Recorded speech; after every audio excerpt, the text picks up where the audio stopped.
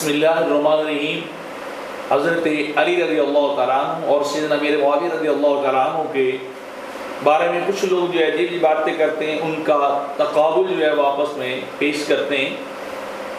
تو اہل سنت کا اس کے بارے میں وہی عقیدہ ہے جو امام اہل سنت شاہ احمد رضا خان فاضل بریلوی نے بیان کیا ہے۔ آپ فرماتے ہیں کہ حضرت علی رضی اللہ تعالیٰ عنہ اور حضرت امیر معاویہ رضی اللہ تعالیٰ عنہ کا آپس میں تقابل کسی طور پر بھی درست نہیں ہے، اور اتنا فرق ہے جیسے زمین و آسمان کا فرق ہوتا ہے کہ حضرت علی رضی اللہ تعالیٰ عنہ کو اللہ نے اتنا اونچا مقام دیا ہے کہ اگر کوئی انتہائی تیز رفتار گھوڑا بھی کئی صدیوں تک دوڑے تو وہ اس مقام کو نہیں پہنچ سکتا جو مقام اللہ رب العزت نے حضرت علی رضی اللہ تعالیٰ عنہ کو عطا فرمایا ہے۔ ہم ہر صحابی کے نموذج کے بھی الحمدللہ قائل ہیں اور دفاع سیدنا معاویہ رضی اللہ تعالیٰ عنہ کے قائل ہیں، لیکن جو اللہ نے فضیلت بخشی ہے وہ اپنی جگہ پہ برقرار ہے، وہ کسی صورت بھی ختم جو ہے نہیں ہو سکتی۔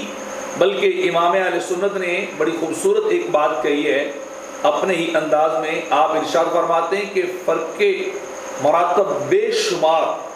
حق بدست حیدر کرا، کہ ان بزرگوں کا آپس میں بہت زیادہ فرق ہے،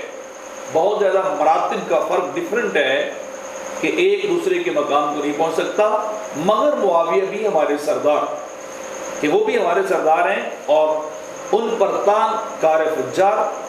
یعنی جو حضرت معاویہ رضی اللہ تعالیٰ عنہ پر تان روشنی کرتے ہیں تو یہ فاسق اور فاجر آدمی کا کام ہے، کسی سنی کا کام نہیں ہے، یا اہل سنت کے کسی فرد کا کام نہیں ہے کہ وہ اہل سنت کا لبادہ اوڑھ کر جو ہے اہل سنت کے عقیدے اور مسلک کے خلاف جو ہے وہ بات کرے۔ تو سیدی اعلیٰ حضرت فرماتے ہیں حضرت معاویہ رضی اللہ تعالیٰ عنہ کی حمایت میں یاز اللہ کہ حضرت علی کے سبقت اور اولیت اور عظمت اور اکملیت سے ہم جو ہے وہ کیا کریں، وہ آنکھ پھیر لیں دفاع معاویہ رضی اللہ تعالیٰ عنہ کے بارے میں۔ آپ نے فرمایا ایسا کبھی نہیں ہو سکتا، بلکہ کیا ہے ہم ہر جگہ پہ ہر مرتبے اور مقام کو ملحوظ خاطر رکھتے ہیں اور اسی بات کو لے کر جو ہے وہ آگے چلتے رہتے ہیں۔ تو پتہ چلتا ہے کہ ہمارا